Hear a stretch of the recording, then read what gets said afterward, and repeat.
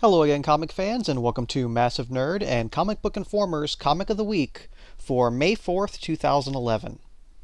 This week's pick is Fear Itself Spider-Man #1 by Chris Yost and Mike McKone.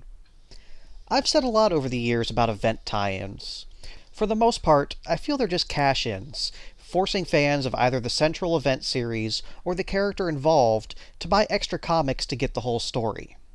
That's not to say they can't be executed well. Last year's Shadowland event had several excellent tie-ins. There's just usually a whole lot more bad than good.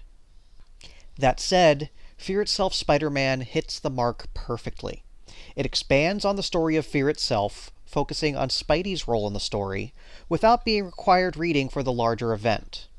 Similarly, readers of Amazing Spider-Man aren't forced to buy a tie-in to an event they may or may not care about, but if they do, they'll get a good story true to the character. It relates to both titles, but stands well on its own. The story focuses on the citizens of New York. They're dealing with some very real-world problems, but some as yet unknown force is feeding their fear, causing them to react irrationally. Their suicide attempts, beatings in the streets, and all-around regular people just losing their minds.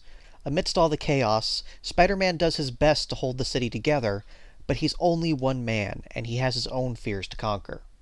At the end of the issue, Yost introduces a villain perfect for the story, one that lashes out at everything he fears, and yet has still caused Spidey to feel a great deal of fear over the years as well.